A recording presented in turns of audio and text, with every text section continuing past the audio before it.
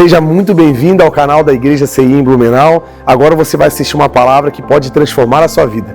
Eu quero convidar você a identificar alguém que você conhece, que precisa ouvir essa mensagem, e você envie essa mensagem para ela, para que ela seja abençoada. Gostaria muito que você conhecesse as redes sociais da nossa igreja, para conhecer um pouco mais dos projetos sociais que trabalhamos, e você possa ficar por dentro de tudo que acontece aqui no CI em Blumenau. Deus abençoe e fique agora com a palavra. Abrir a palavra e convidar vocês para nós lermos um texto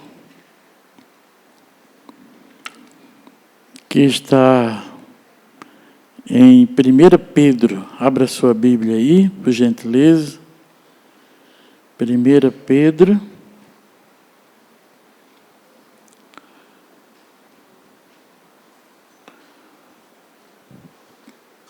Pedro, capítulo 1 também.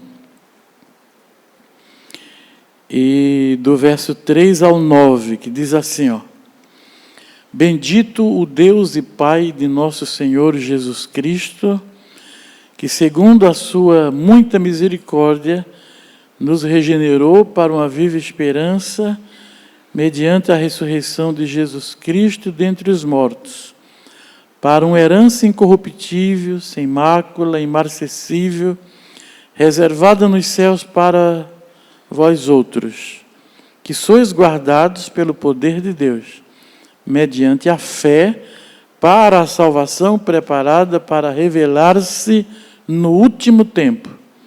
Nisto exultais, embora no presente por breve tempo, se necessário, sejais contristados por várias provações, para que, uma vez confirmado o valor da vossa fé, muito mais preciosa do que o ouro perecível, mesmo apurado por fogo, redunde em louvor, glória e honra na revelação de Jesus Cristo, a quem, não havendo visto, amais, no qual, não vendo agora, mas crendo, exultais com alegria indizível e cheia de glória, obtendo o fim da vossa fé, a salvação da vossa alma. Até aí o verso 9. Eu chamo a sua atenção para alguns versículos aqui, que é o texto que nós vamos focar. Lemos o contexto para a gente se situar, né? Mas o destaque mesmo está quando ele fala sobre a prova da nossa fé. O texto diz que nós exultamos pela nossa vida de fé no Senhor. Embora que no presente, ele fala, que eles estavam passando um momento difícil. Pedro sabia. E está falando da salvação, dizendo que nós nos alegramos muito na salvação de Deus. Embora que às vezes, e aí ele fala no presente tempo, que era o tempo específico que eles estavam passando, estejais contristados por várias provações. Então isso já desmistifica uma coisa aqui já, de saída, vamos dizendo assim. Né? Ainda nem comecei a pregar, mas na leitura já vem os pontos, saltam aos olhos, é o Espírito Santo, que a gente não se preparou para dizer exatamente isso que eu vou dizer agora. Mas como o ambiente é favorável, o Espírito Santo se move, e de alguma forma, pela misericórdia do Senhor, estamos conectados com Ele, então, quando da leitura, já vem as janelas se abrindo, e a gente só vai conectando. Então, realmente Deus está mostrando isso agora, por isso que eu estou falando na leitura, que essa palavra desmistifica aquela ideia de uma falsa espiritualidade, de uma espiritualidade caricata, somente aparente, não visceral, não real, não verdadeira, mas existe no meio evangélico aquela falácia do tipo, se você crê e você está alinhado com Deus, então a aprovação você tira de letra e sorrindo. Não. A Bíblia não diz isso e não ensina isso. Nunca uma espiritualidade profunda vai negar a nossa humanidade. Esse texto desmistifica isso. Pedro está falando, está dizendo, olha, exultais no Senhor, embora no presente momento estejais contristados, ou seja, não exultais, porque o momento é de choro, de gemido, de crise, de busca, e ninguém é menos crente por conta disso. Por se permitir ser verdadeiro e não mascarar uma realidade que é real dentro de si, por conta de uma falácia religiosa que diz que quem tem uma fé grande não sente as aflições da vida, não vaza pelos seus sentimentos e emoções as tribulações da vida, não. Nunca a espiritualidade vai negar a nossa humanidade. Nunca. Jesus chorou, então o que é que eu espero para mim? Se ele chegou para os discípulos um dia, no texto do Evangelho de João, e diz abertamente para eles todos, para os seus discípulos, a minha alma está angustiada, perturbada até a morte. Gente, quem é mais espiritual do que Jesus? E está deixando vazar sentimento. Por quê? Porque ele tinha também a natureza humana. Ele não tinha só a natureza divina por ser Deus encarnado. O Verbo que se fez carne, encarnado por conta disso. O Verbo que se fez carne, o Verbo encarnado de Deus, que se vestiu da natureza humana. Não era só a natureza divina, porque na sua concepção não teve o elemento masculino, apenas o elemento feminino. O ventre de Maria, com o óvulo fértil naquele momento necessário para a gravidez. Foi só o elemento feminino, masculino não. E nasceu um homem, um ser humano, híbrido, porquanto não teve o elemento masculino, mas ele nasceu. E nasceu porque foi Deus quem concebeu o ventre, foi Deus que fertilizou, foi Deus que engendrou ali o seu filho no ventre de Maria, usando o seu óvulo, usando o seu ventre, e ele nasceu como qualquer um de nós, foi gestado ali, foi embrionário, se tornou ali uma criança que foi se formando, e ao cabo de 9 meses ele nasceu. E ele tinha natureza humana, e ele não negou sua natureza humana, e ele falou para os seus discípulos abertamente: a minha alma está angustiada até a morte. Ele estava contristado, ele estava angustiado, ele estava perturbado. São palavras dele. Ele não negou isso, ele disse isso, ele não escondeu isso, ele não mascarou isso.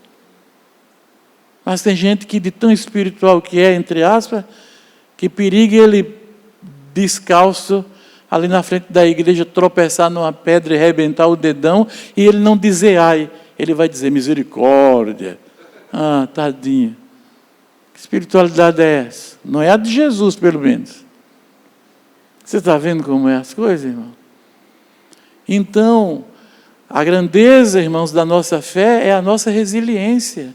Não é a negação do nosso sofrimento. Na hora certa, para as pessoas certas, nós vamos deixar com que saiam os sentimentos, sejam eles quais forem, por conta do momento que estamos vivendo.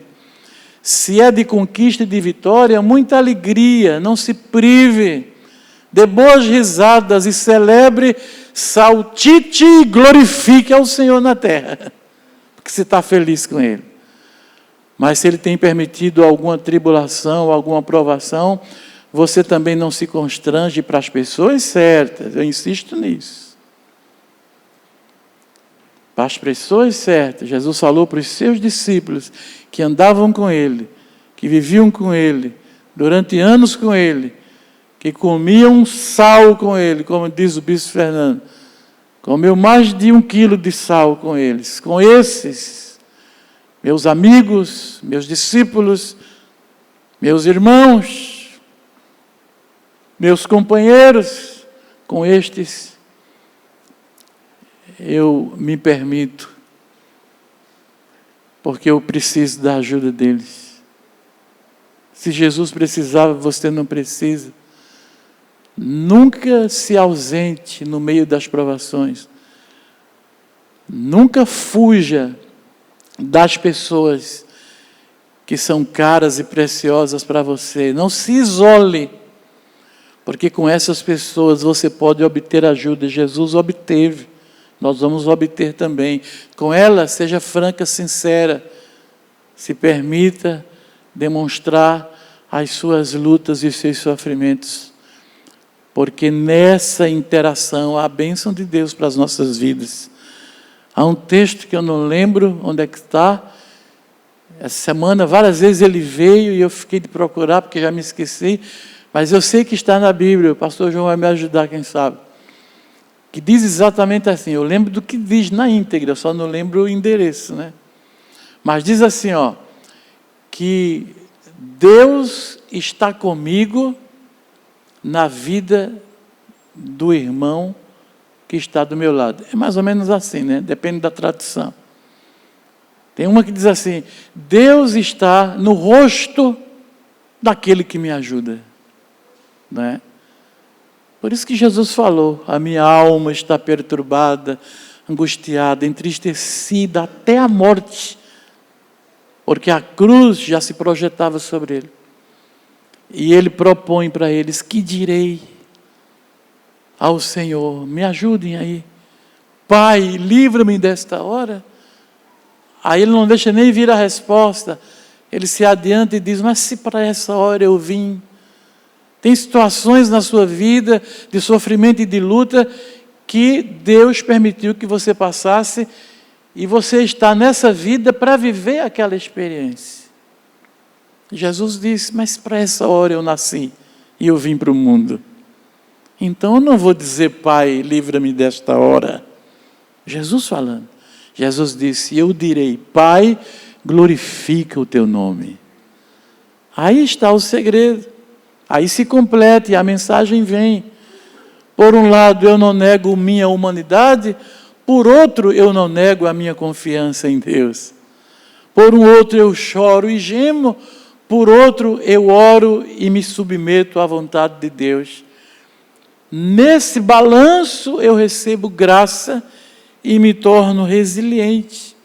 E daquela fraqueza eu tiro força, e daquela experiência eu vou sair mais forte, e o nome do Senhor será glorificado, como foi na vida de Jesus. Porque quando Jesus disse, para essa hora eu vim, não vou pedir, Pai, livra-me dessa hora, ao contrário, vou dizer, Pai, glorifica o teu nome na minha vida, nessa dor. Quando ele disse isso, os céus se rasgaram, e a voz poderosa de Deus se fez ouvir na terra. E a voz de Deus dizia, já te tenho glorificado, e ainda te glorificarei mais. Agradou o coração do Pai. Agradou o quê? A grande fé de Jesus? Sim, também. Principalmente, mas agradou a atitude de Jesus ao Senhor, a sua negação de sua humanidade, a sua humildade, a sua transparência, de não ficar inventando moda, porque é o Filho de Deus, porque tem a natureza divina coexistindo na sua natureza humana, não ficou recebendo as agressões da vida, e ao invés de dizer, ai, Pai, está doendo, fica dizendo, glória a Deus, misericórdia. Não. Na cruz ele disse, Pai, meu Pai, por que me desamparastes? Ele foi humano, gente. Vamos entender isso nesta noite. E se você já entende, glória a Deus, mas se fortaleça com essa nova mensagem, fortalecendo o seu coração. Na hora da dor, chore.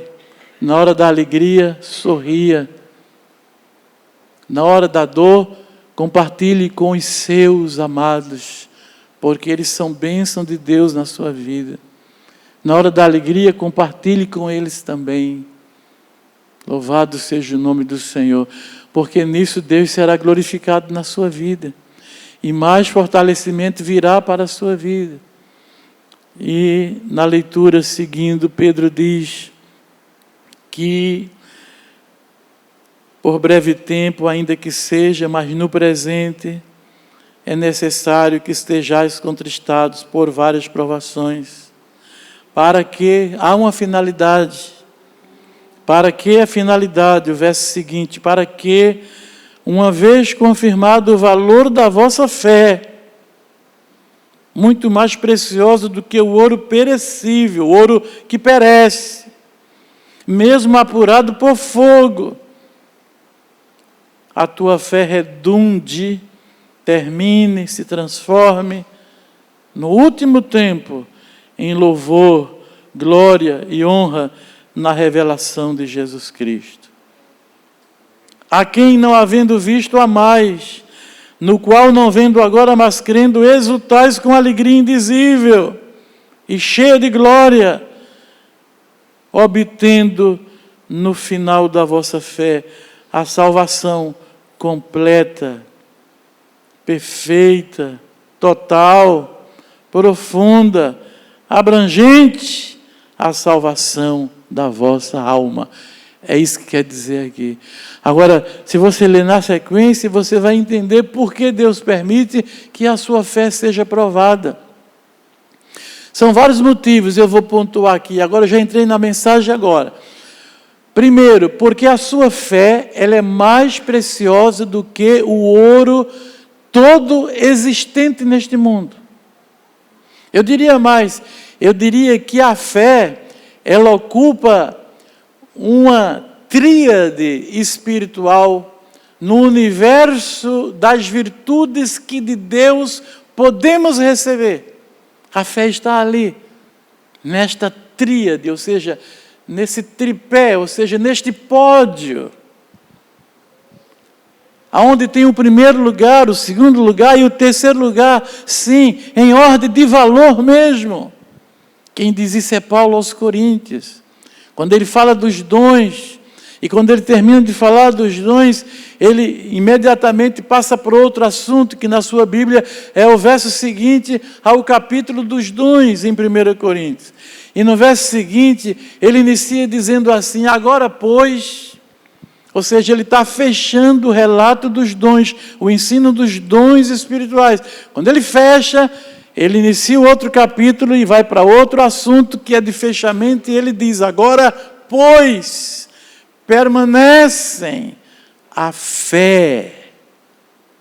E aqui diz: a prova da vossa fé. Por que é que Deus permite que sejamos provados? Porque a prova da nossa fé vai demonstrar coisas que vão glorificar o nome de Deus e que vão fortalecer você e melhorar você, porque a fé está neste pódio espiritual das virtudes que Deus nos concede, porque Paulo diz, voltando da 1 Coríntios, agora, pois, permanecem a fé, a esperança e o amor. Estes três, ele enfatiza, porém, ele destaca, o maior deles é o amor. Por isso que eu disse que é pódio, que estabelece uma ordem, e é ordem de valor. E por que é que Deus permite que sejamos provados, às vezes, sem causa, sem motivo aparente, sem justificativa, muitos de nós sem sentido até.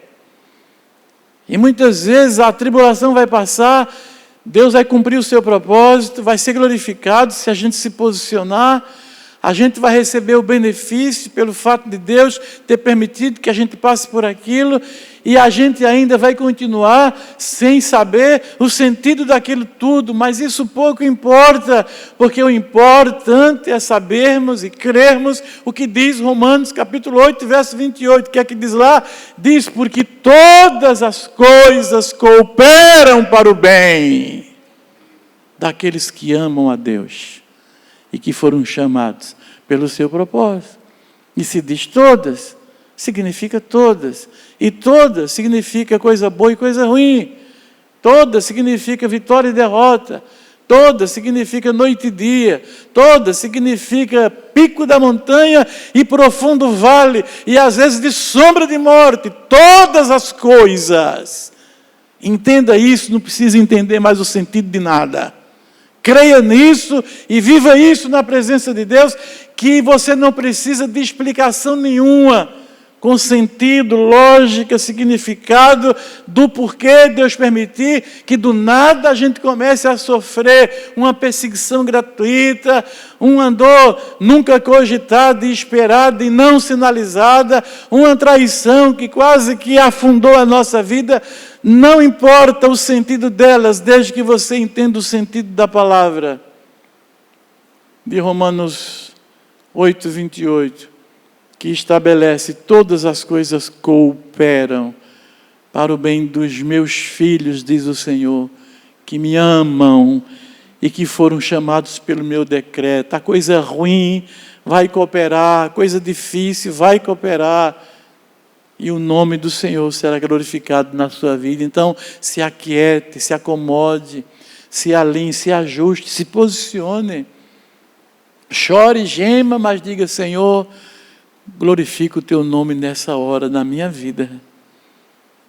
Gema e chora, mas ore e diga: Senhor, me dá forças para que eu venha suportar sem blasfemar, sem desagradar o Senhor, sem ofender o teu Espírito que mora em mim.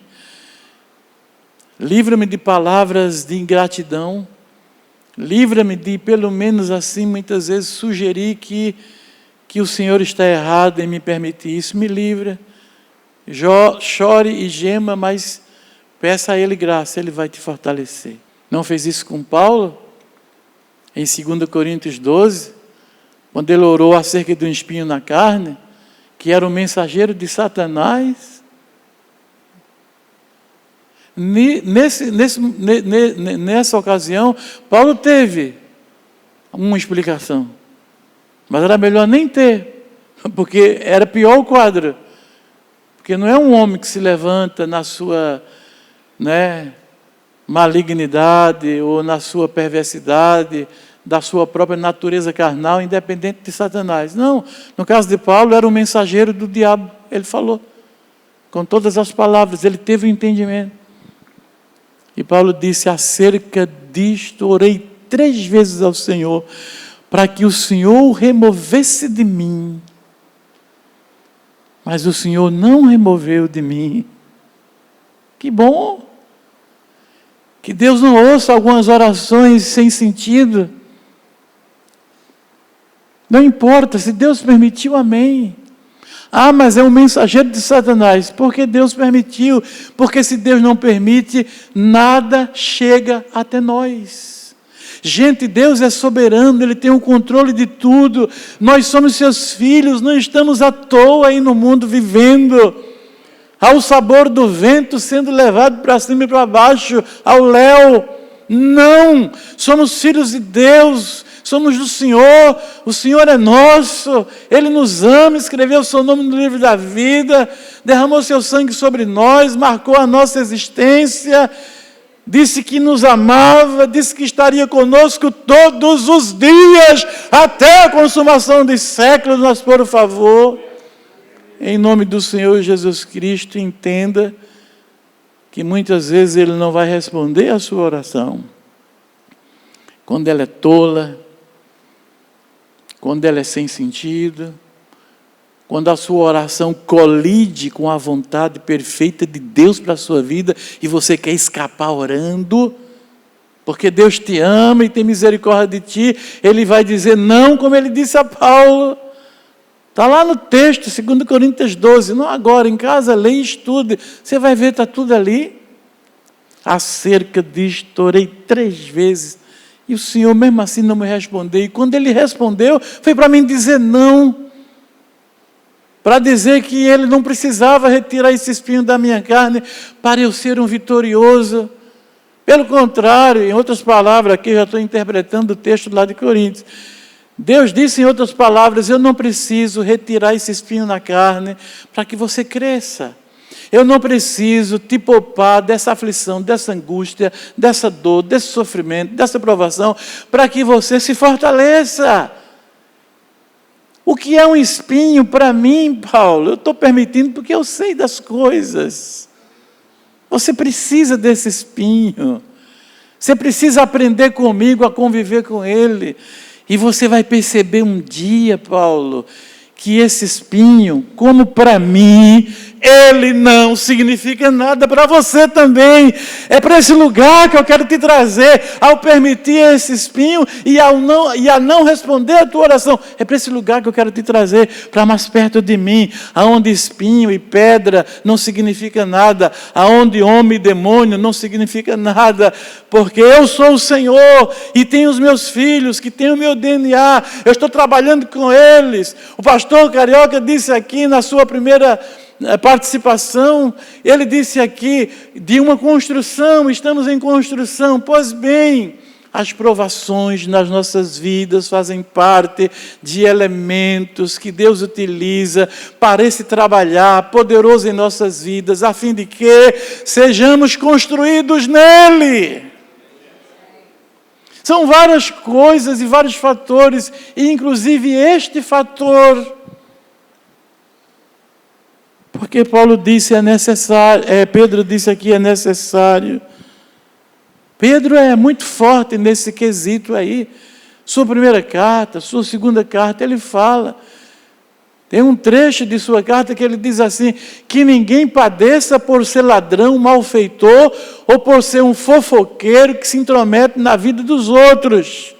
Se alguém sofre por isso, é consequência dos seus pecados, da sua incontinência, do seu espírito invasivo, da sua falta de critério, da sua falta de educação, da sua falta de hombridade. Aí vai sofrer em consequência de seus próprios devaneios.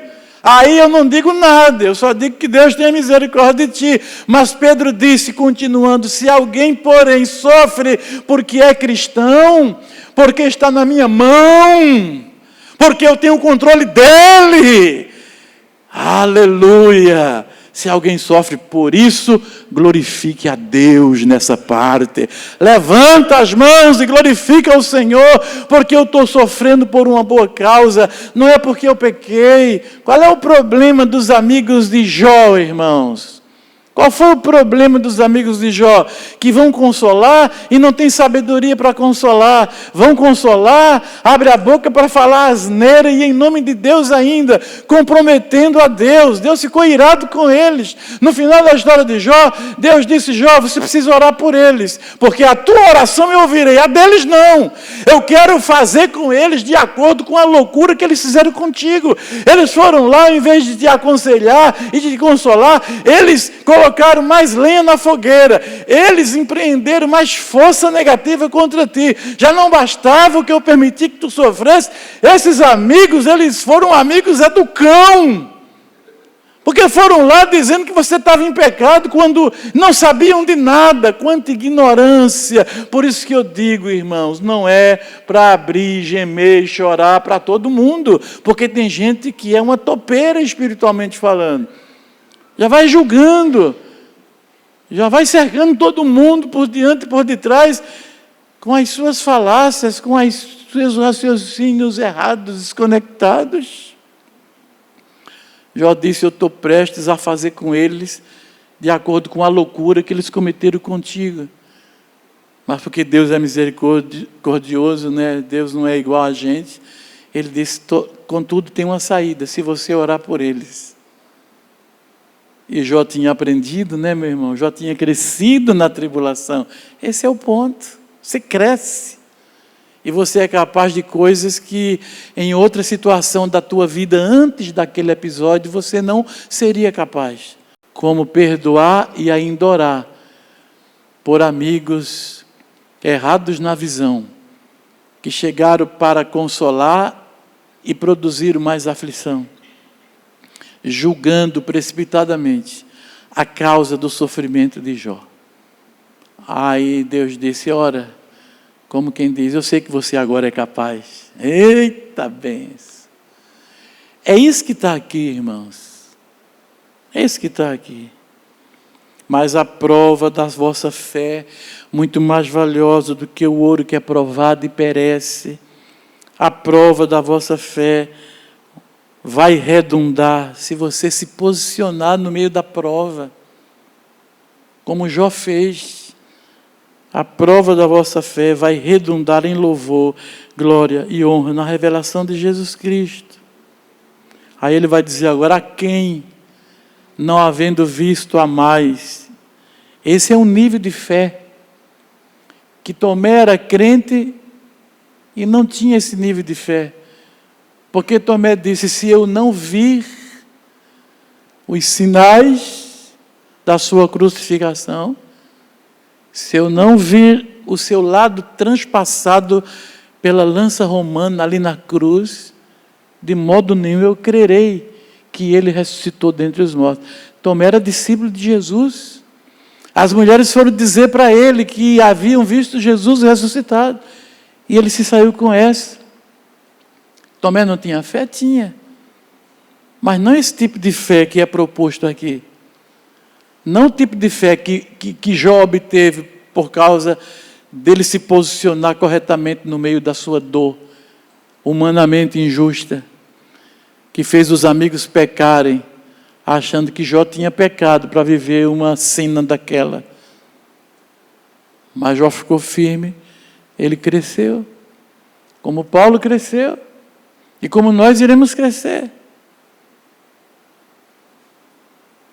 Porque aí, meus irmãos, a gente vai ser capaz de perdoar, a nossa fé pujante agora, seremos capazes de orar por aqueles que nos fizeram mal, e pela nossa intercessão eles receberão livramento, perdão e graça também,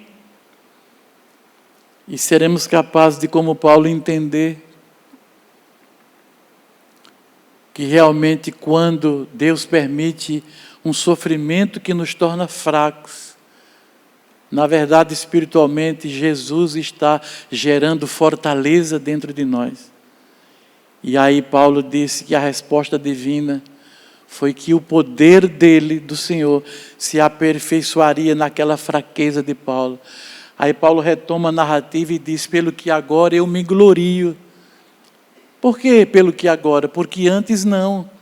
E por que agora eu me glorio? Porque agora eu aprendi. Por que eu aprendi? Por causa do bendito espinho na carne, que mesmo sendo mensageiro de Satanás, que me esbofeteava todos os dias, ainda assim, Deus estava utilizando aquele cenário de dor para fortalecer o meu coração. Aí Paulo disse, agora eu me glorio nas minhas fraquezas. Isso é um aprendizado novo, isso é uma revelação nova. Ele não possuía esse entendimento, veio depois do espinho, porque ele é claro, ele diz, pelo que agora, ora, agora, antes não, que antes eu não tinha esse conhecimento, mas agora eu tenho. De onde veio esse conhecimento? Pela dor do espinho que me fustigava.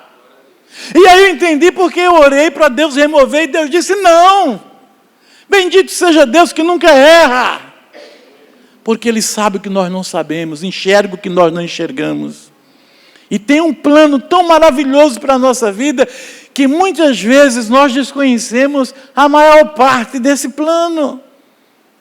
Aí vem a aprovação para nos abrir, nos rasgar, para a gente buscar a Deus de uma forma tão visceral, que se não fosse aquela agonia, meu Deus, eu não iria a Ti desse modo, mas agora eu vou desse modo, eu vou abrindo as comportas das regiões abissais do meu ser, e Deus vai ter acesso livre às profundidades da minha alma, aonde subjaz as resistências, as disfunções emocionais, sentimentais, mentais, que muitas vezes impedem-nos de progredir no conhecimento do eterno. Aí na dor eu me abro por inteiro. Na dor eu não tenho reservas, na dor eu só sei o que é chorar aos pés do Senhor. Me lembro de um dia, uma luta desigual para mim, sem sentido para mim. Eu era um jovem pregador, pastor de jovens numa igreja no Rio Grande do Sul. Desabou o mundo na minha cabeça, de repente eu perdi o meu eixo. E eu fui buscar o Senhor num lugar de oração que tinha naquela cidade. E eu me ajoelhava ali para orar. Quem disse que eu conseguia orar? Articulava palavra nenhuma que fosse inteligível. Saía, era gemidos, sons inexpressivos, no sentido de se decodificar aquilo que eu estava dizendo, mediante um monte de lágrimas e de dores e de angústias. Eram uns ruídos assim, sabe? Mas dentro de mim eu orava, e eu dizia: Deus, parece que depois que eu comecei a te servir, é mais luta do que quando eu era crente. E eu me lembro que quando eu era crente e não te servia no ministério, também as minhas lutas de crente que não se envolviam no ministério ainda foram maiores do que aquelas que eu tive no mundo quando eu não te conhecia. Agora que eu sou crente, agora que mais do que isso eu sou pastor, por que isso na minha vida? E sabe qual foi a resposta de Deus? Sim, você está coberto de razão, você sofre mais agora do que antes, e antes você sofria mais do que no tempo da impiedade, mas olha a diferença. Algumas vezes Deus me acordou assim, parece que Ele estava me sacudindo, dando uma chacoalhada para a gente despertar desse sono indolente e ignóbil também. Chacoalha. E aí eu disse: o que, Senhor, ali? Aí parece que dessa vez eu acordei, consegui falar. E Deus disse: olha em volta, onde é que tu estás? Tu estás aqui aos meus pés. Tu estás aqui, nem consegues falar direito. São mais gemidos e inexpressivos que saem, mas você está aos meus pés. Sim, Senhor, eu estou, mas o que? Ignorante, pregador inexperiente, meu Deus do céu, como eu precisei aprender. Deus disse: tu estás aqui porque tu tens a quem recorrer agora. Então o problema não é você sofrer de mais ou de menos. O problema é que antes você não tinha a mim e hoje você tem. Antes você não sabia por onde correr. Agora você sabe, você veio aqui se arrastando, mas veio, porque você sabe que eu sou o teu Deus, eu sou o teu Senhor, eu sou o teu amigo, eu sou o teu Salvador, e eu vou te fortalecer. Isso que Deus quis ensinar para Paulo, dizendo não para a remoção do espinho, e dizendo para ele: a minha graça te basta, Paulo. Se a minha graça está, o espinho pode continuar, porque o meu poder se aperfeiçoará na tua fraqueza. Paulo disse: amém, agora eu entendo, e agora sim eu me glorio nas minhas fraquezas, porque entendi da parte de Deus, bendito ensino no meio da dor, que enquanto eu sou fraco, aí é que eu sou forte. E se levantou e parou de se vitimizar e de insistir com orações que, se Deus não respondeu ainda, é porque não vai responder mesmo. E não perde teu tempo. E abraça a dor. E ergue a tua cabeça e glorifica teu Senhor, que Deus vai te ajudar. Amém, meu querido? Entendeu essa palavra? Então aqui diz que essa prova da fé é porque a fé é mais valiosa do que o ouro. Porque o ouro, ele perecerá um dia. Mas a tua fé é eterna dentro de ti. É elemento do céu. Como eu digo várias vezes que eu falo sobre isso, a fé ninguém nasce com ela. A fé é adquirida. A fé vem pelo ouvir. A fé é sobrenatural. Romanos 10:17, a fé vem pelo ouvir. Ninguém nasce com ela, ela é obtida, e ela tem um caminho, ela tem um elemento gerador, e a Bíblia diz qual é, em Romanos 10:17, a fé vem pelo ouvir, E o ouvir é o ouvir da palavra de Deus. Portanto, é a palavra viva e eterna de Deus que gera esse elemento poderoso que tende a crescer dentro de nós, tende a se aperfeiçoar dentro de nós. E por isso, essa fé sobrenatural, que ninguém nasce com ela, é Deus que nos dá e nos dá pela sua palavra, essa fé, ela vai ser aperfeiçoada, ela vai sendo revestida, ela vai sendo transformada. Pedro disse, se ache essa fé, um dia, de tanto ela ser provada, se ache um dia essa fé em honra, em glória, na revelação de Jesus Cristo. Será que isso aconteceu na vida de Jó? A mulher dele não aguentou tanto sofrimento, porque ele tinha perdido tudo, e agora a sua própria saúde, ele só tinha a sua vida, e a sua vida moribunda. E ela não aguenta, foi demais para a coitadinha. E disse, tu ainda temes a Deus estando nesse estado? Amaldiçoa esse teu Deus, o abandona de vez e morre. Será que Jó sofreu, meu irmão? Nossos sofrimentos estão muito distantes dos verdadeiros sofrimentos. E a gente já está morrendo do lado de cá, não é? Jó levantou seus olhos febris das chagas purulentas que vazava, emitindo odores insuportáveis, atraindo as moscas, sentado no monturo, coberto de pano de saco cinza, com uma casca de uma árvore qualquer que ele pegou no chão, porque aquilo coçava, e quanto mais ele coçava, mais a ferida se abria, mais vazava aquilo tudo, e mais mosca vinha para cima dele. E Jó levanta os seus olhos febris, doentes, olha para aquela mulher e diz, como falas uma louca, assim falas tu. Nu saí de Deus, e saí do ventre da minha mãe sem nada, e para Ele eu voltarei sem nada. O Senhor deu, o Senhor tomou, louvado seja o nome do Senhor. Ele disse mais, ele disse, eu sei que meu Redentor vive, ainda que eu esteja morrendo, o meu Redentor não morre. Ainda que eu morra, o meu Redentor vive. Eu sei que Ele vive e que por fim se levantará sobre toda a terra. Ele disse, mulher, ainda que Ele me mate, ainda assim eu crerei nele. Aleluia. Oh, fé robusta é essa!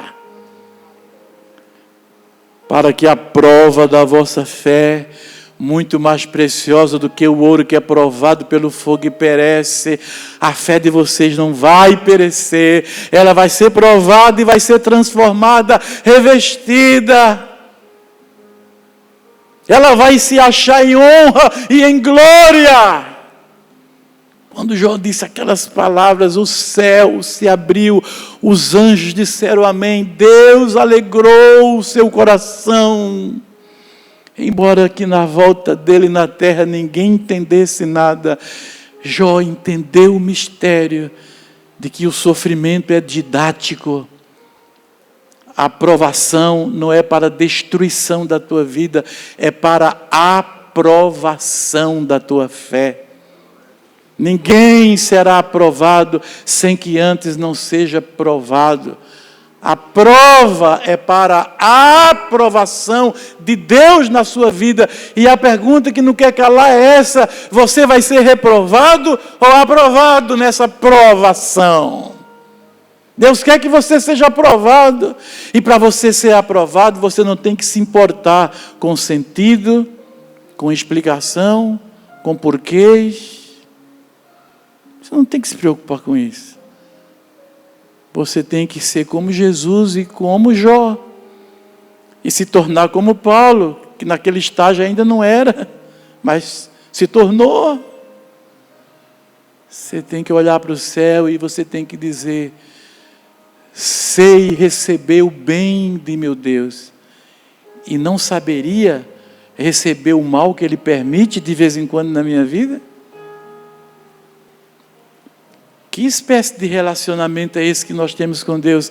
Que a gente só sabe receber o bem. Não. Busque a Deus na hora do seu sofrimento. E veja o que vai acontecer na sua vida. Você vai dizer como Jó, e vai dizer como Paulo, e vai dizer: pelo que agora de bom grado me gloriarei nas minhas fraquezas, nos meus sofrimentos e nas minhas dores. Porque aprendi, tenho esse aprendizado, que foi me dado no fogo, na agonia, no gemido e no choro, nas muitas lágrimas e nas muitas tristezas. Por isso é um ensinamento sólido, se enraizou dentro de mim, no profundo do meu coração, e só tende a crescer a partir de agora. Pelo que com alegria, meu Deus, me gloriarei nas minhas fraquezas, porque entendi que quando sou fraco, aí é que eu sou forte diante do Senhor, e diante da vida, e diante dos homens, e diante do diabo, e diante dos demônios, e diante do inferno. Deixa a sua fé crescer, meu irmão. E o texto vai terminar dizendo: a quem não havendo visto, há mais. O nível de fé vai subir, né? Porque enquanto Tomé dizia: se eu não vir, eu não creio, Jesus se apresenta para ele e disse: vem aqui, mete a tua mão e creia. Não seja descrente mais, creia. É esse o estabelecimento de tua alma para mim? Eu concordo, porque eu te amo, você é meu. Se você não visse, se você não creria, eu não vou te poupar nisso, eu estou aqui, mas melhora. Põe o teu dedo aqui. Põe a tua mão aqui do meu lado, vede que um espírito não tem essas marcas, um espírito não tem esse corpo, um espírito nem corpo tem. Eu sou Jesus de Nazaré, eu estive morto, mas eis que estou vivo pelos séculos dos séculos, sem fim. Porque o meu Deus me ressuscitou dentre os mortos. E eu estou vivo na ressurreição do meu próprio corpo. É o mesmo corpo. Jesus ressuscitou com o mesmo corpo, com o mesmo cabelo, com o mesmo olhar, com a mesma pele, com a mesma estatura. Ele ressuscitou com o corpo que ele tinha, só que era um corpo glorificado, atravessava paredes. Mas era corpo humano, mas corpo glorificado pela ressurreição de Jesus, pelo poder do Espírito Santo. E um dia nós todos ressuscitaremos. Olha a boa nova do Evangelho, um dia como ele é, nós seremos. Ele é a primícia dos que dormem. Ele é a primícia da ressurreição dos mortos. O que aconteceu com Jesus, um dia vai acontecer conosco. Apocalipse diz que o mar dará urros, como que se estivesse parindo. E na verdade estará naquele dia, porque Apocalipse diz: o mar dará rugidos, devolvendo os seus mortos na ressurreição de Deus, que um dia acontecerá na terra. A terra se abrirá e devolverá seus mortos. O mar se abrirá e devolverá seus mortos. Os cemitérios, as catatumbas se abrirão e os mortos ressuscitarão incorruptíveis, porque a promessa é: como ele é, nós também o seremos, ganharemos um corpo de glória. No capítulo da ressurreição, 1 Coríntios 15, Paulo diz assim: porque é necessário que o que é mortal se revista da imortalidade, e o que é corruptível se revista da incorruptibilidade.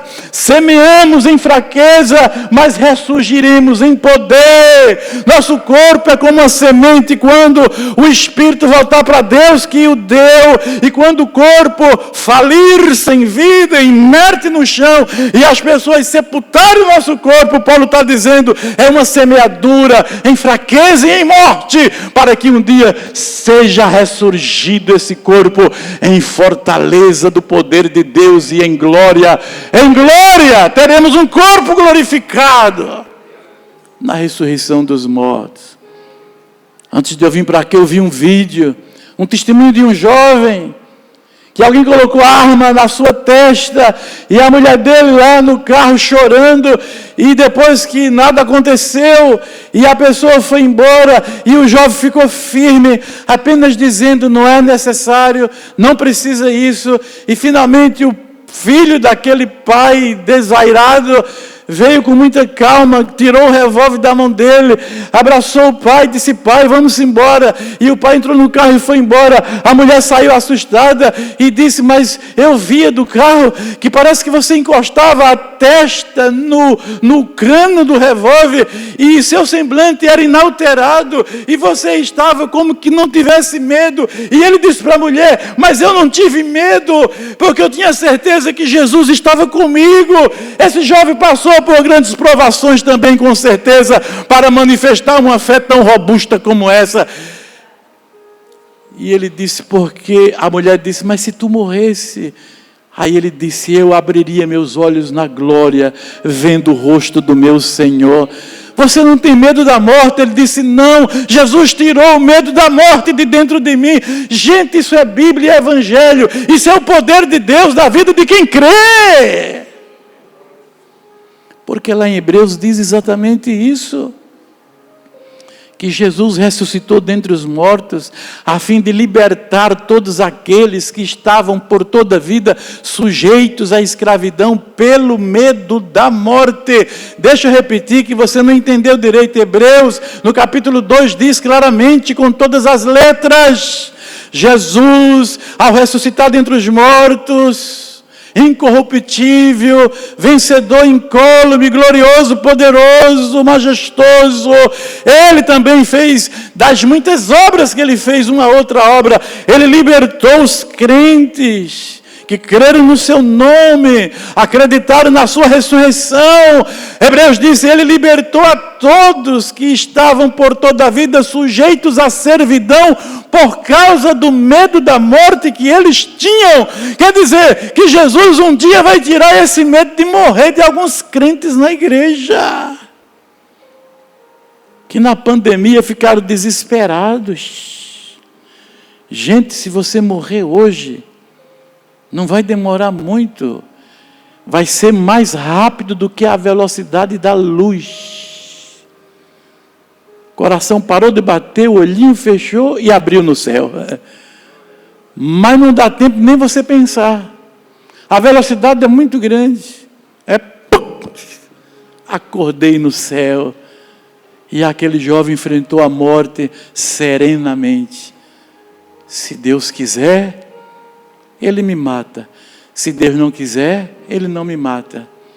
Se Deus não me livrar, Ele é Deus. Se Ele me livrar, continua sendo Deus. Oh glória, oh fé! Meu Deus, irmão, você entende o ministério das suas dores ou não? Dá para sair daqui com esse entendimento hoje? Dá para parar de reclamar um pouquinho na hora da aflição e glorificar mais a Deus, mesmo chorando? Tem que vazar a dor, não pode negar a humanidade, mas o problema não é esse, irmão. O problema é orar e se posicionar e dizer, me ajuda, Senhor, eu não quero ser reprovado, eu quero ser aprovado, e provação é para aprovação. O segredo é essa oração, que vai fazer com que você seja transformado no meio da agonia. Deus, diz Lamentações de Jeremias capítulo 3, não permite que você sofre de bom grado. Deus não é masoquista, Ele não tem alegria e prazer na morte, nem na dor, nem no sofrimento de ninguém. Está dito isso na Escritura. Porque não é de bom grado que Deus permite que seus filhos sofram. Aí então por que é? Aí vamos para Pedro. Pois importa e é necessário agora que estejais contristados por várias tribulações, sabendo que a vossa fé, que é provada, assim como o ouro é provado pelo fogo e perece, a tua fé não vai perecer. Pelo contrário, a prova da fé vai transformar a fé, e a fé um dia vai se achar em honra e glória na revelação de Jesus Cristo. Bendito seja Deus por isso, meu irmão. Então aprenda, que se já aprendeu, renove o aprendizado. Porque muitas vezes não é saber, muitas vezes é viver, né? Então ora dizendo, Deus, eu quero a vida, o comportamento, a atitude condizente, pertinente, com aquilo que diz a tua palavra, no tocante às aflições que o crente sofre na terra. Isso é problema de muita gente. Não é privilégio, talvez, de alguns aqui. Foi problema de um salmista, que por ver a prosperidade do mal e a aprovação dos justos, quase ia perdendo a sua fé. Isso está no Salmo 73. Ele disse, quando eu via a vida do justo em agonia e a vida aparentemente feliz do ímpio, só de pensar, meus pés já iam resvalando. Me trouxe amargura. O salmista diz, Salmo 73 está lá. Lamentações de Jeremias também, nos primeiros versículos do capítulo 3, fala a mesma coisa. É um ponto complementar, o Salmo com Lamentações. E aí o salmista disse, mas aí eu não falei, eu só me martirizava com os meus pensamentos. A prosperidade dos ímpios, em contrapartida, o sofrimento dos justos de Deus na terra. Isso foi um problema grande para muita gente. Mas o Salmo segue. E o Salmo migra, levando o salmista para o templo. E aí ele diz, até que eu entrei no santuário de Deus. Quer dizer, minha luta era enquanto eu estava lá, dando asas à minha imaginação e à minha ignorância. Aí eu quase perdi a fé, quase resbalaram meus pés. E eu cairia, né, desgraçadamente. Mas aí eu não falei, eu só pensei. E depois eu vi que o pensamento me martirizava. Aí eu corri para o templo. E aí tem um verso no Salmo 73 que diz exatamente isso. Que o sofrimento dele acabou até que eu entrei no santuário. Por isso que eu falei, vá a Deus e abra o coração. Vá a Deus e peça força e graça. Que Deus é tão misericordioso como foi com o salmista, que quem sabe Ele vai te dar não somente força para passar essa provação, mas Ele vai te dar entendimento até da provação. Ele pode fazer isso. Ele fez com o salmista, porque ele diz, até que eu entrei no santuário e vi o fim deles. Deles quem? Dos ímpios, que aparentemente não sofrem o que a gente sofre. Ele disse, até que eu entrei no santuário, até que eu me apresentei a Deus, até que eu parei de pensar besteira. E graças a Deus, emudeci meus lábios para não ofender ninguém que ouvisse eu falar asneira. Fiquei só no pensamento. Mas estava envenenando minha alma, aí corri para o templo, aí entrei no teu santuário, entrei na tua presença e comecei a ser sincero e a falar do meu drama e da minha incompreensão, e o Senhor teve misericórdia de mim e me mostrou o fim desses ímpios, e me mostrou meu próprio fim. Não é o que está acontecendo agora, irmãos, é o que vai acontecer depois. Não é o começo das coisas que conta, é o final delas que vale.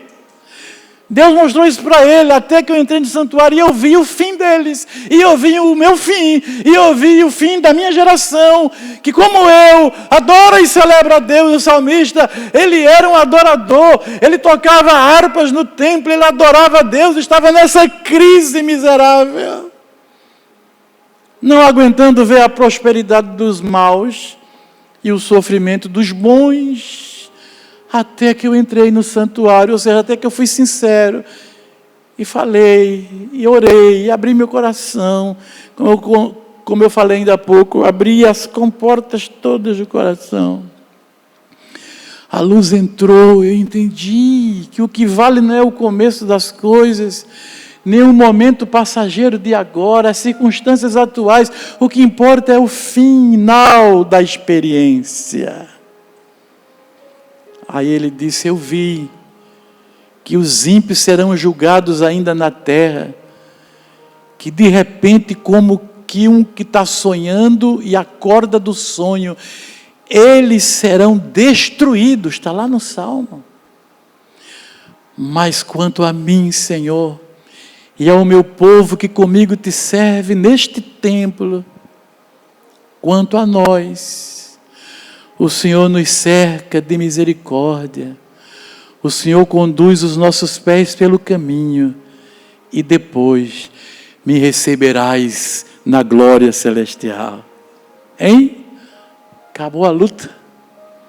E mais adiante ele vai dizer, por isso agora, Senhor, muda o tom e a nota, muda a forma e muda as palavras. O salmo vai terminar assim, ele adorando a Deus como deve ser, né? E ele adora a Deus e ele declara para Deus, e ele diz, Senhor, quero que o Senhor saiba agora, depois que eu aprendi a lição, que no céu não há quem eu deseje mais além de Ti. Mas também na terra, Senhor, não há quem eu procure mais além de Ti. É esse momento mágico, se eu posso dizer essa palavra, sem ser rude, sem ser reverente, mas é aqui veio o meu coração, em que a terra se encontra com o céu na terra, e a terra se encontra com o céu no céu. Porque veja o que ele diz, no céu não há quem eu queira mais além do Senhor, e na terra não há quem eu deseje mais além de Ti. Quer dizer, terra e céu virou uma coisa só. Depois que eu sofri, depois que eu padeci, depois que eu fui provado, mas depois que eu me alinhei, orei, falei, fui sincero, abri o coração, Deus me ministrou, me ensinou, me libertou. Agora, o céu se encontrou com a terra, o conflito passou, as crises foram embora, e o salmista termina celebrando e dizendo, não há nada e ninguém como o Senhor. Tu és maravilhoso, Deus e eterno, de modo que se endireitou tudo aqui dentro de mim. Que bênção quando se endireita dentro de mim. Como se endireitou meu coração naquela oração que eu falava ainda há pouco. E que Deus dizia a verdade, você sofre muito mais, mas você está aqui comigo, você buscou a mim, você tem a quem recorrer. Na hora que Ele falou isso, a minha mente se encheu de tanta coisa. Aí eu entendi porque é que aqueles que estão no mundo estouram os seus miolos com um tiro de revólver na cabeça. Porque é que aqueles que não têm Deus e não têm esperança nesse mundo não suportam a dor, não suportam a provação e saem pelo mundo cometendo toda sorte de desatinos. É porque eles não têm a quem recorrer, mas nós temos o Senhor da nossa vida. Deus disse, chora que eu estou aqui contigo. Abre o coração, deixa eu endireitar os caminhos tortuosos que ainda existem. Você é jovem, você tem que aprender, você está em construção. Você vai sair daqui de cima desse monte. Eu estava no monte orando lá no Rio Grande do Sul. Me lembro como hoje, o Monte Registro. Por quê?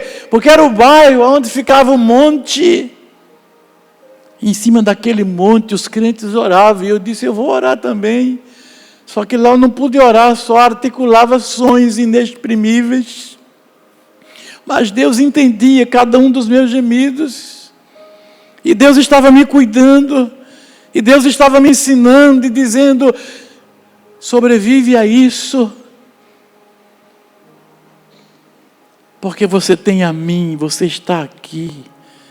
Eu entendi, irmãos, eu não suportaria o que aconteceu comigo se eu não tivesse o Senhor. Que é o meu Senhor, a quem eu posso recorrer em qualquer hora, em qualquer momento, em qualquer circunstância. Então busque a Deus no meio da sua dor e da sua provação, mas busque a Deus também sem dor e sem provação.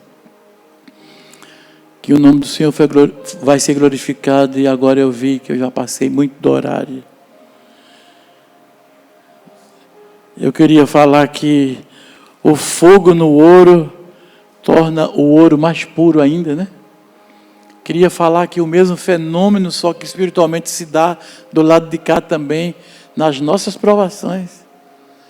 O crente sai mais puro de cada provação, ser bem entendido, ele se posicionar, como Jó, como Paulo, como salmista, diante de Deus na dor.